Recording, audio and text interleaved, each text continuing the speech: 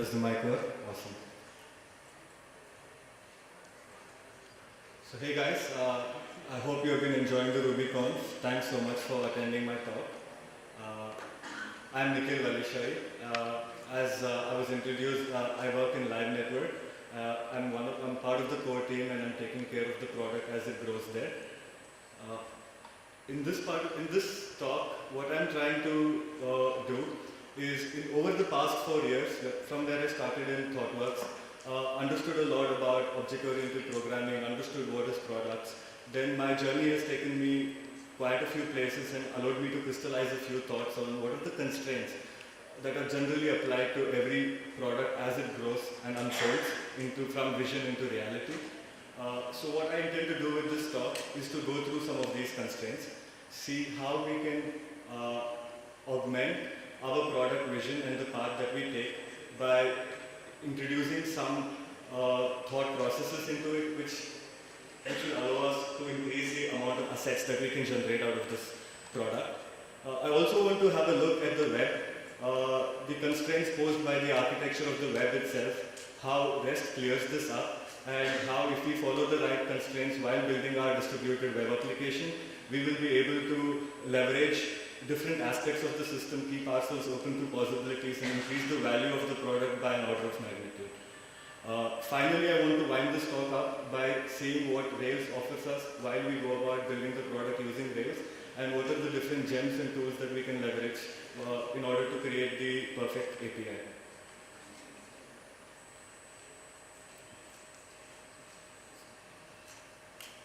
Though every product creating a product is an art in itself, and every product takes its own path.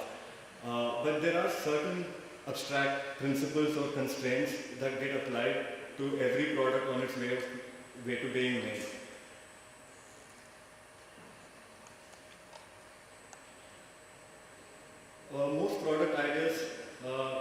Most products start with a great idea that a dude has. I'll call him the product dude from now on. And of course, this idea is that he has identified a set of people. This could be all the users of the internet, or it could be a small set of users. Let us say bored people who have jobs that force them to be online all day. Now he has a problem that he has identified. This problem could be something like everybody faces a leaky roof one day or the other, or it could be something more specific. It could be that there are some people who are depressed at work and need some entertainment. And he thinks he has the perfect solution. The solution could be to connect the dude when he has a leaky roof with a plumber, which is what we do at work. Or it could be to show him funny pictures of furry animals to cheer him up during work. So whatever this is, here's the first thing that every product starts with is the core idea itself.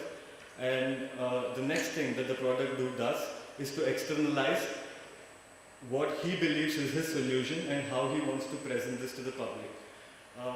It is extremely important that we keep, though a solution by itself can be very abstract, it is extremely realistic to say that this is the exact feature that I'm giving out, to make sure that your designs are externalized fully. I generally use design mockups in Photoshop, which clearly point out all the state transitions that are happening, because product design is a collaborative effort and everybody needs to be in the loop about exactly what is it that is being presented. It also makes sense to formalize the solution that you have in a clear statement, because doing this helps you remove yourself from the presentation itself and understand the solution as an abstract logical concept. And this is where I'm going to lead into and see how doing this can increase the viability of your product. The most other important aspect for a product dude, once he has this amazing idea and knows that he has externalized his vision, is to be in a place where he is open to every surprise that can be thrown at him. Ultimately, no product can be ever designed in your mind and thrown at the market in one go.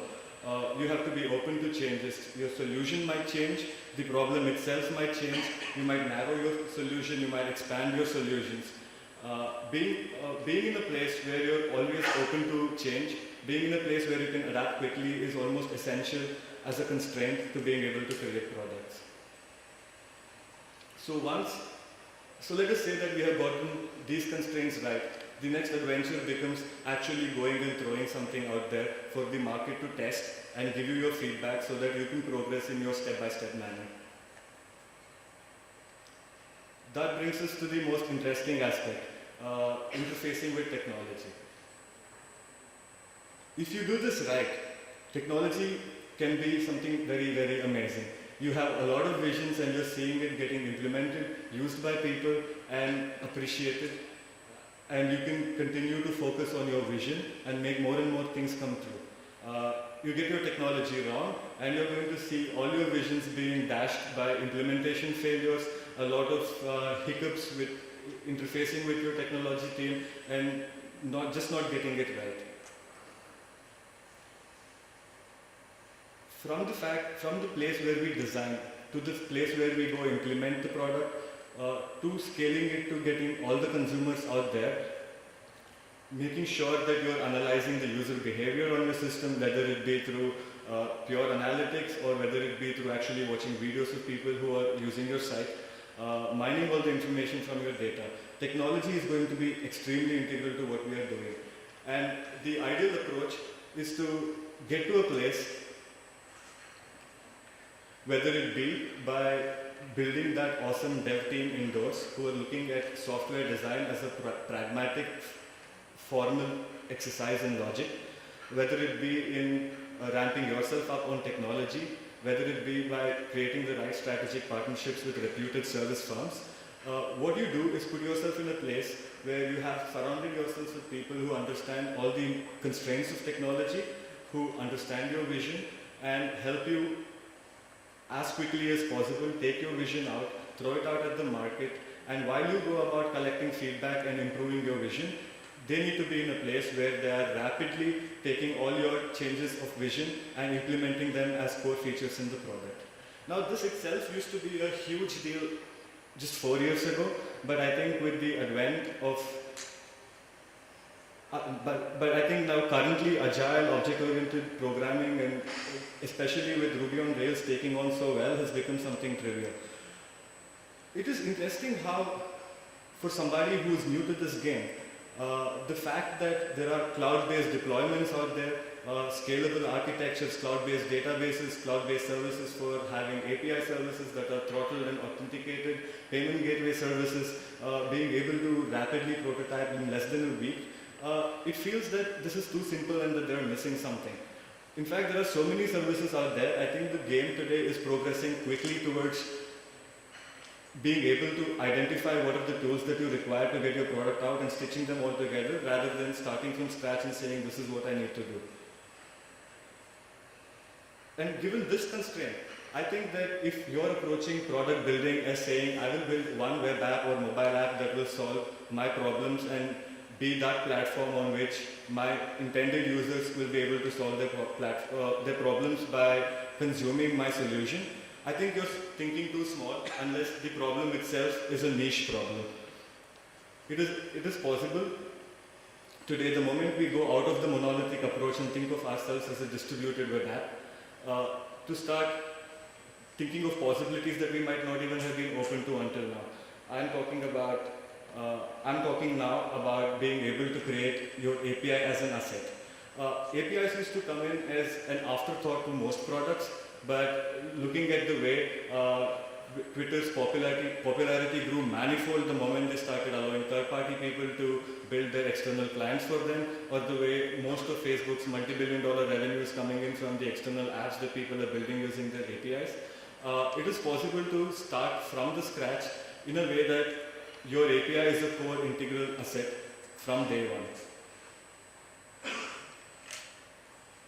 Every product dude is facing two forces while going about creating his product. One is the constant necessity to not get confused in possibilities, to accept uncertainty and say that this is the core idea I believe in, I want to only go about putting this out to the market and not get lost in the possibilities of what can and might happen. As a product dude, you're faced with a lot of questions and suggestions, and it is extremely easy to ignore architecture because you're saying, I don't really need to worry about architecture until like I have 10,000 or 20,000 users. The other extreme, of course, is the being lost to the only other force, which is to be open to all the infinite choices that are out there that the web is throwing at you.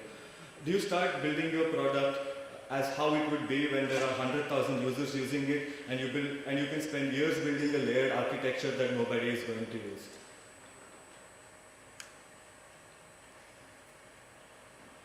The problem with not thinking about technology while you're seeding your product is the fact that once you actually successfully get some traction on the market, technology is mostly going to play a catch-up game after this, and there is not really any more time for technological adventures. Though I don't believe that all our implementation should be lean and that over-engineering is really bad, I think that when it comes to pure thought, we should make leaps and bounds and allow for technology to germinate even as we begin seeding the product. So what happens is that if we play this game right, we keep knowing that this is what I need to keep throwing out at the market to get my immediate feedback and know which directions I should move on. But then, what you are also doing is understanding what are the opportunities the technology is giving out to you, what are the possible limitations you will face down the line, and you're keeping yourself open to every possible thing, which means that when you do need to scale, or when you do need to refactor thoroughly, it does not require you an immense amount of effort. It is something you've already expected and you're safety netted for. And I think this is what is crucial to playing the perfect product game. So you have your idea, you have externalized this knowledge, you have put yourself in a place where you're open to new possibilities, but you're keeping on focusing on what is happening right now. One thing that I would add to this layer of thought that we play with while we're doing the product game is being very, very aware of what parts of your product are undergoing churn. It is very easy to think that the whole product is morphing and changing and we're iterating on it, but knowing which parts are moving will let you know which parts of your thoughts are crystallized while which parts are not. If, for example, the way you're giving your solution is changing, if you're narrowing down your solution, or if you're expanding your solution, or if you're changing the solution itself, you know that it is the solution logic behind your product that needs attention. On the other hand, there is nothing called a perfect experience. When you go about building a product, in the beginning you just build a core feature out that is going to give you your viability, but your presentation still has to be complete because people have to feel good about using your product and they should not have any doubts. UI and UX will keep changing. What is currently aesthetic, what is the best user experience, and what we can leverage of today's browsers will continue to evolve over your browser's time. And you know for now already that your presentation layer is something that will keep changing.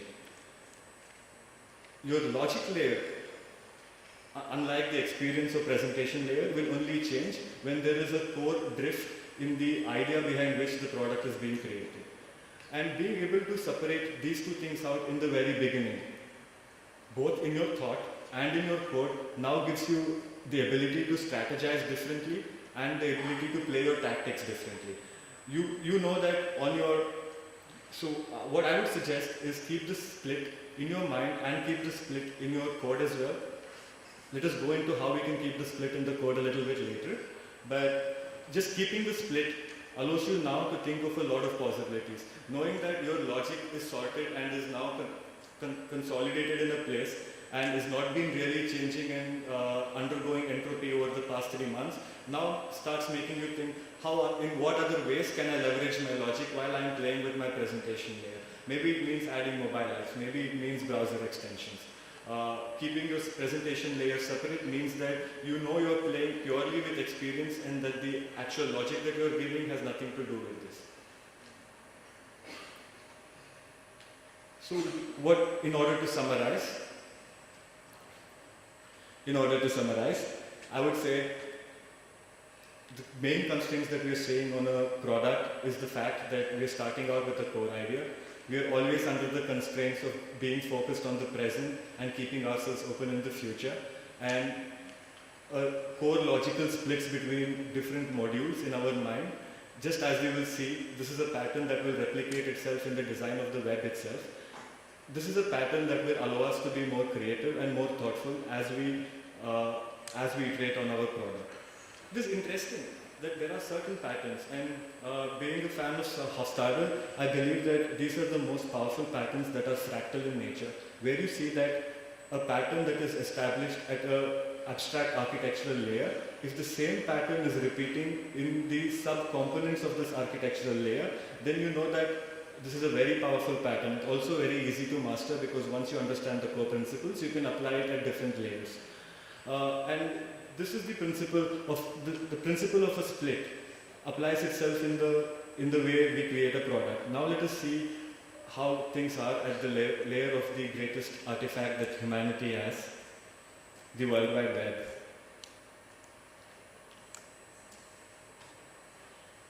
When I was 10, I got fascinated by my 286, not really realizing that it could talk to other 286s.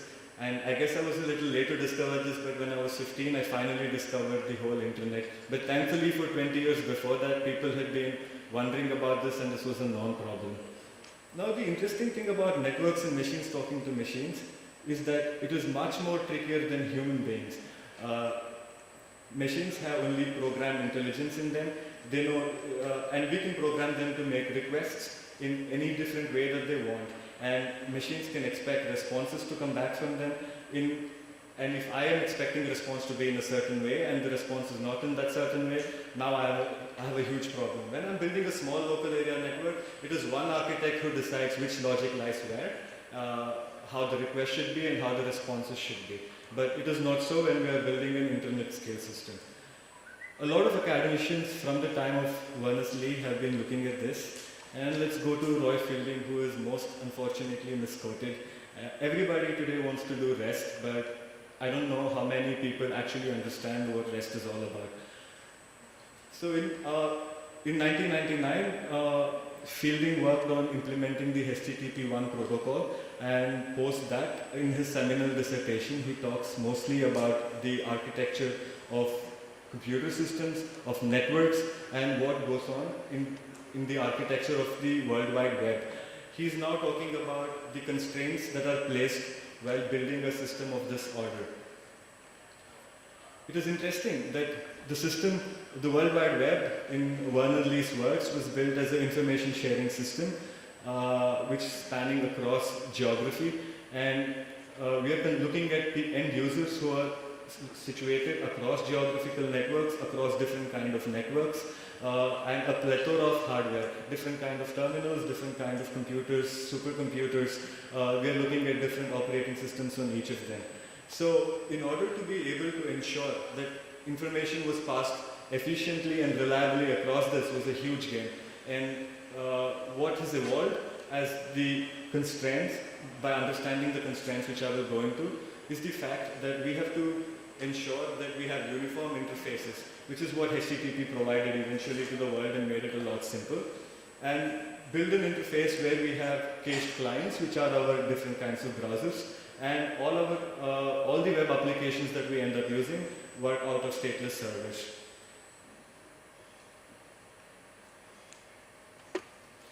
Going more into REST. It is interesting how the constraints of REST have been identified to start with. The client-server constraint, which means that you keep the logic of presenting your information to the user separate from the actual process of creating that information out there, allows for a split in concerns.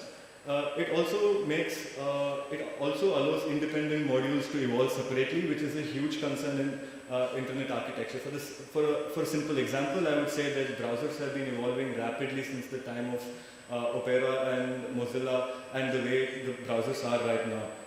Stateless servers, because you do not want your clients to take advantage of any context that the server is holding. This allows for a better visualization of what is happening, so security is definitely increased. And more than this, it helps scalability, because you can put a bunch of servers under a load balancer, and you don't really have to make sure that the client talking to one server has to talk back to the same server again.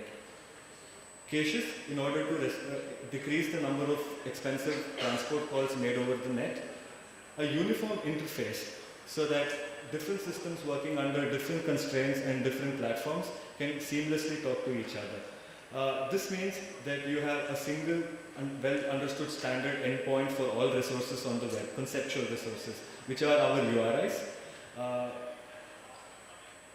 Resources are accessed by representations, which means that when I say go to www.livenetwork.com, the resource that you're accessing is the website itself, but what you're given is a representation of it, which is the home page. Representations are self-descriptive, which means that there is no out-of-band information that is passed, and the representation contains hypermedia, which allows you to access different resources from that point on. At the larger level of browsers to web content servers, REST has been beautifully applied on the web. Where REST is not really applied but is claimed to be applied is where machines talk to machines. Let me come on to that, but the other two constraints are layered systems, which means that we build our architecture as a layer of independent services sitting on top of the other. This means that you only know of your neighbor and nothing more. For example, your web content server can talk to your API, but it does not need to know about the different background services that your API is talking to, whether it be a Jabber server, whether it be a database. It does not need to know about these things. Code on demand is something that we are all familiar with. This allows that clients don't really need to keep in pace with different changes that happen on the server. Servers can send out code or widgets or applets or scripts to the client, which can be run. We use JavaScript heavily to make thick client apps today, and most of this is happening because of the code on demand constraint of REST. What is interesting is that these constraints are not something that we are artificially imposing while building web systems, but these are constraints that are present due to the structure of the application of the internet itself. And what happens when we impose these constraints on our personal distributed web app is that the emerging features that the web has will also be incorporated into our own product. What I'm talking about is performance, by the fact that we have most of the code is on the client itself, scalability because servers are stateless and can be scaled without concern without any concern. The modifiability, which is a very core factor, which means that different components in your layered service can be switched without affecting the overall end solution that your product is giving. Visibility, because now you know exactly what are the calls being made where, and it is very easy to track malicious intent. And reliability, because you can have failover systems, because each of your concerns is now modularized, and each module can have failover systems, ensuring that the system as a whole never goes down.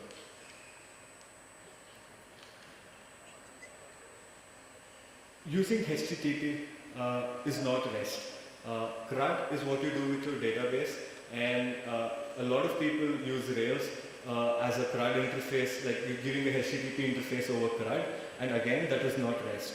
The ideal service is something that completely implements all the 6 constraints of REST, which means that even if you're building an ability for a machine to talk to other machines, this means that your machine, the response that your machine is giving out should have links which is the HateOS principle, which will allow the consuming machine to be able to figure out what is the next resource that it has to consume. So how are awesome APIs designed? What are the constraints we are looking at? We are saying that we don't really need documentation, which means there is no out-of-band information that is passed.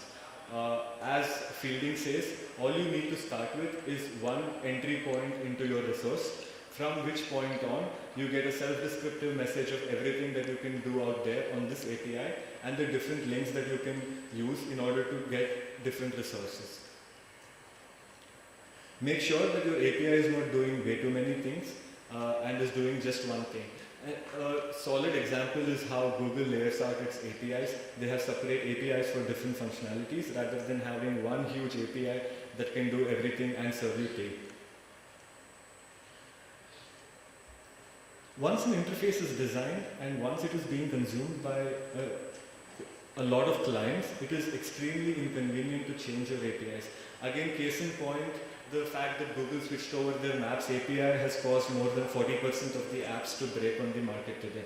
So being sure But of course, there will be always churn in the inner implementations of what you're doing, especially as you grow your product iteratively. There might be changes you do for the reasons of optimization. There might be changes in the functionality itself. You might be adding new features or you might be deprecating old features. But if your interface has to be designed in such a way that this inner turmoil is completely hidden from the end consumers of your API.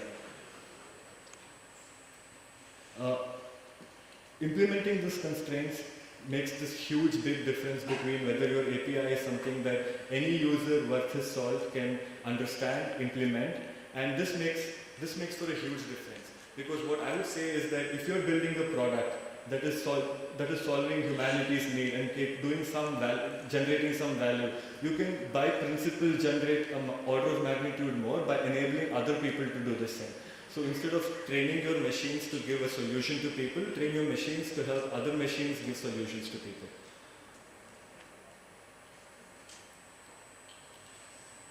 And implementing all of this, we finally reach a distributed Zen. And what I'm talking about is having modularizing all your business logic into one API that can scale and expand by itself, something that does not change trivially. You dogfood this API by your own web content servers and your mobile endpoints. You build a layered system where most of your services are working under a 12-factor approach independently of each other, where there are no hardware collisions and there is a complete failover. Achieving this point, or even getting to a point where your system, your product's architecture can grow to this point, means that you can think freely now and know that you're open to all possibilities. Every time you hit some good and you get some more traction, you can now consciously think of increasing your architecture itself and go one step further and increase the viability that you're providing.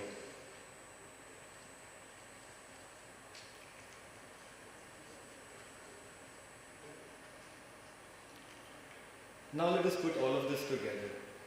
So we have, to summarize, we have understood that while building a web product, you have a core vision, you understand what you're doing, you have externalized this vision, you have tied up with the right tech team, following the right principles, can rapidly prototype. You now are working under the constraint that you're focusing on what you're doing while you're keeping yourself open and your architecture open to all kinds of scaling and all kinds of problems and surprises you might face. We have understood that the World Wide Web itself is something that is constantly changing. Your browsers might change, different endpoints might appear, new mobile platforms might appear, different database hosting solutions might appear, solutions you have not even thought of might be available to you as a service you can consume.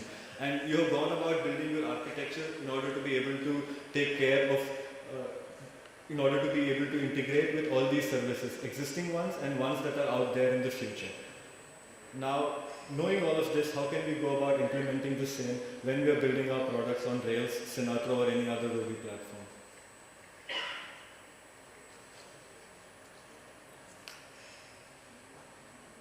My first thought on this is that as we go about building our product, rather than in the beginning, even though it might seem like an engineering overhead, I would like to put in the extra resources that it requires to not just build one Rails app that is catering the HTML views out there, but to first build my API, because now I am separating out my logic, saying that these are my resources in my database, and I'm doing a CRUD on them, creating my representations and sending them out, and then my web content service can now consume this and then send out the HTML views for user consumptions on the mobile.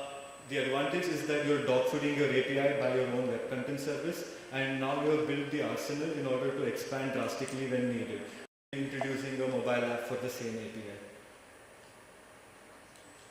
Now, while you're consuming your API that you have created, I'm guessing that your web content service, are also running on Rails, and Active Resource seems to be one of the most commonly suggested and used platforms. I have personally used Active Resource for over 2 years, and it is not the best solution out there. One, primarily because it purely works on XML, and XML parsers for Ruby are not that great. Nokogiri leaks memory multiple times. We have had this problem in our production service. And I also feel that using Active Resource makes you move towards a pure CRUD way of accessing your data and does not allow you to have a liberation between your representations and your resources.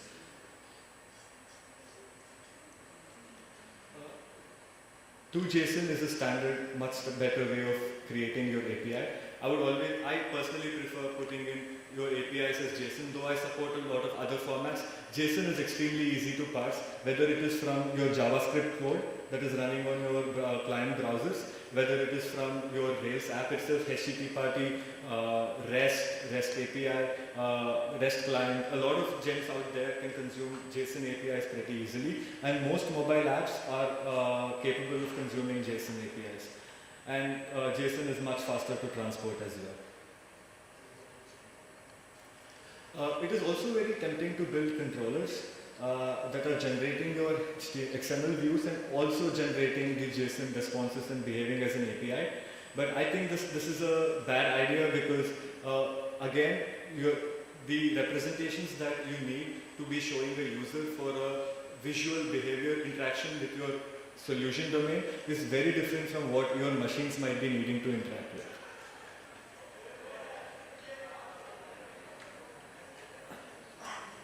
So moving beyond JSON, which has a problem in itself because it's a data accessing method at the end of the day, and the fact that the way you build using JSON or saying respond to JSON and render something, ending up tying your model with the actual representation you're ending. So what are you doing? You're just giving a JSON wrapper over the core database model that you have.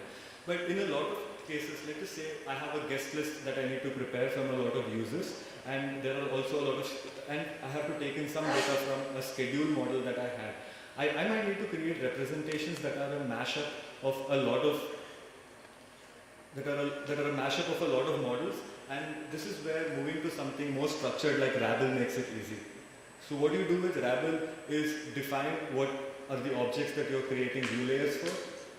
Just like how you create HTML ERB views, you can create JSON and XML views, and you can even integrate a lot of templates within one and create a list and create your representations. Roar is even more awesome. Roar allows you to create custom representations over plain Ruby objects, which I have found very useful. But the problem with Roar is that it does not tie in with the way you're going about normally building your Rails app. If you've already built your Rails app and you want to tweak it, or if you know exactly how to build a Rails app and you want to build a JSON interface, Rabble makes it very easy. But Roar is a complete different paradigm. If your dev team or you guys are really keen about using Roar, then it still serves the purpose, but otherwise it's a lot of overhead. Structured representations are what are ultimately the best thing that a REST API can give. And this again is my point that we have to move away from the divide that we have between resources and representations. Representations need not be wrappers over resources. Representations are what is required for your end users, whether it's a machine or a human being, to consume the solution you're giving. Resources are what your modules within your system are dealing with. Now that we have understood by itself that an API can be an extremely valuable asset, there are a few things that I have discovered that over on top of creating an API as an asset that you can give out to people as a core product itself, there are different things that it brings to your product that can make things go even more awesome. Branding in front-end AB. So let us say you're building your product and you're not really sure what should be the perfect presentation for it. What I would do is go about building completely two different frontends, throw both of them out there. The fact that I have an API makes it extremely simple for me to build two web content services, each of them behaving very differently, check which one has better conversion rates and then stick with them. Same thing with branding. Put one logo on one web content service, put another logo on another one, put both of them out there, test it in the market and see which one works. What your API does is make the cost of this extremely cheap. Distributed development becomes much more easier when you have a layered distributed web architecture in place, because you can now go the open source way and have different people building different components for you without having to worry about being in sync with each other. The fact that you have an API now opens you up to a lot of other mods. You can now, as your system scales, break things down into microservices which again helps in distributed development, which again helps in isolating the functionality between different modules, keeping things simple. And the most important thing that you can milk with having an API is third parties. Twitter has done this extremely successfully. A lot of other people are doing this as well now. The fact that you have a third party, the fact that you can support third parties, which means that you use something, you can even use something like APG, which throttles your API, which allows other people to consume your APIs and makes it a payment-based service. What happens is that instead of you being the only person who's visualizing what is the ultimate solution to your end user, what you are doing is leveraging other people to create custom solutions and sitting on top of the tree.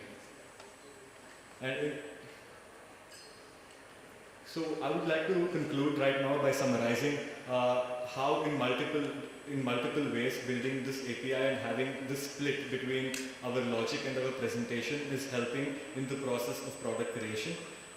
In the very beginning, in the thought itself, making the split helps us be more open to possibilities and take more risks and play with more possibilities and see which one works for us.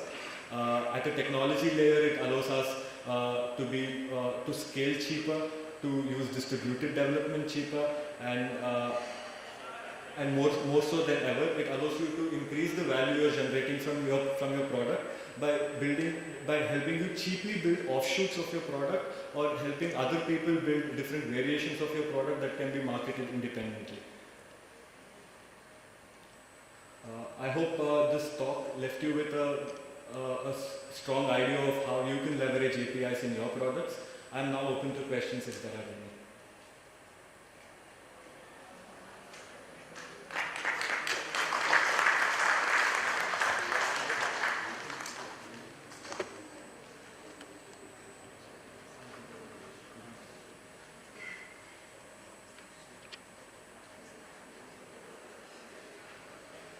Any questions, people? Well, thanks then. We have successfully used these principles in the product that we are building at Live Network, and it is the fact that we have created this distributed system has helped us drastically change the way we look at our business and the way we look at our technology.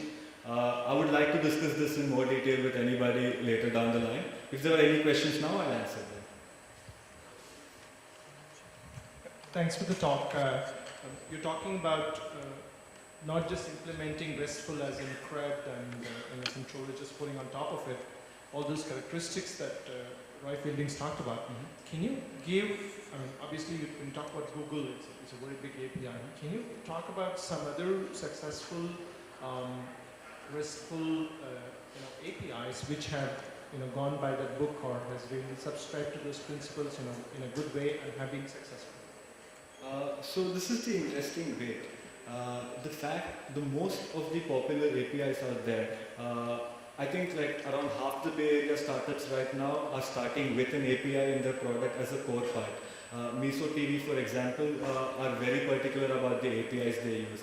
But even they end up using Rabble, which means that all the constraints of a RESTful API are satisfied except for the hate OS principle when it comes to machine-machine interaction, which means that machines don't themselves directly have the links. It is extremely easy to embed links within your Rabble implementation as well, but a lot of other implementations using Roar have successfully used are completely sticking to principles right now. One is the internal part, using Rabble and stuff like that. We're just talking about the external side of it. For example, it's a GitHub API. So what do you think about looking at the larger APIs? When we look at Twitter, when we look at Facebook, when we look at Google, they are not really implementing the hate OS part on their APIs. So this is something that I would like to see implemented, but I personally haven't seen it implemented in anything I would call successful or I use on a daily basis in my product. We're just talking about these principles are good to follow, but you don't see like a first-class implementation of such thing. So there is a first-class implementation of most things, except for the hate OS principle when it comes to machine-machine interactions. This is mostly not done because people still haven't. So ultimately, it is a human consuming these APIs. What happens with the hate OS interaction on a machine-machine level is that it becomes easy for the implementer to consume the API, but it's not really adding any automated value. Though it is a core aspect of REST, I have not seen this part of it being used effectively. And just one final question. When you talk about these designs, and obviously there's a performance hit to take when you build a UI has to use a RESTful service to present the information. So do you see these APIs as in RESTful web front-end APIs, or you're just talking about general purpose APIs where you don't have to pay the performance penalty of having to go through the HTTP to serve these No, requests? I'm looking at purely RESTful APIs. RESTful APIs.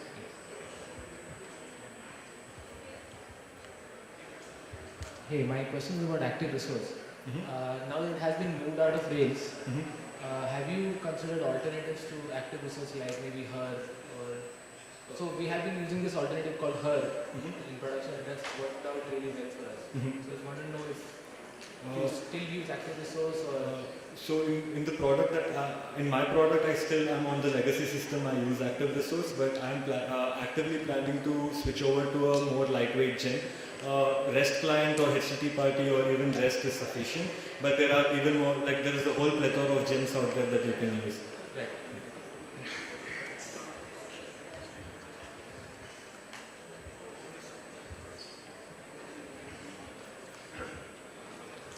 So my question is a bit of an extension of what has already been asked. As in, we had this concept of a component marketplace a few years ago, and basically it's centered around some of the fundamentals that you've talked about right now, which talked about components being completely isolated and being reused in other applications. So why do you think that using the REST API properly will be more, will solve the problem that the component marketplace didn't? Because the component marketplace never took off.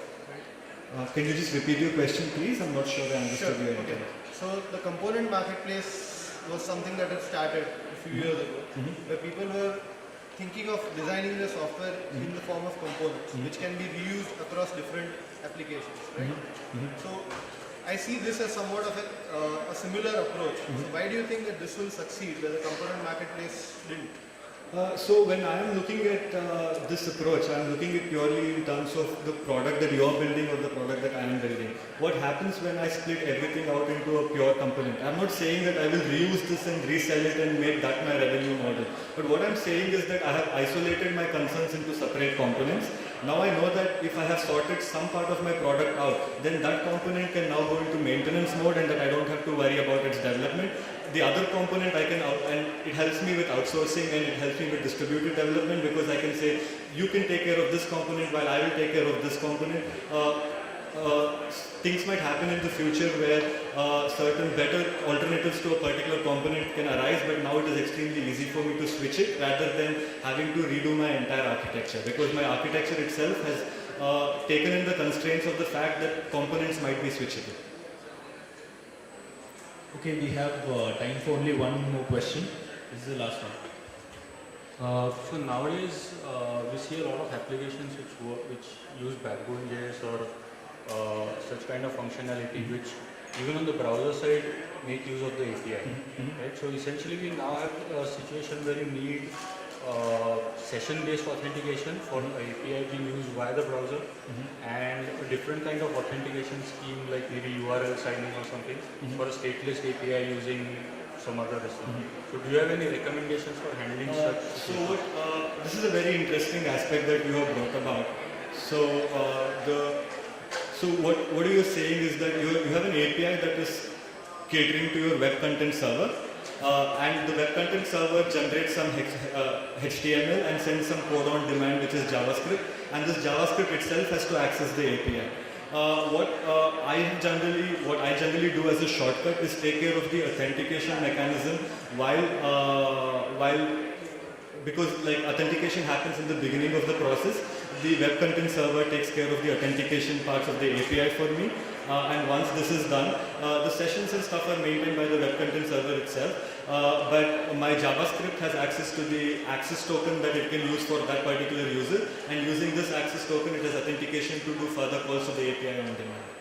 Yeah, but I also want to use the same controllers to cater to requests that are not part of the session, which are coming from So what I would do is have an API and a web content server split.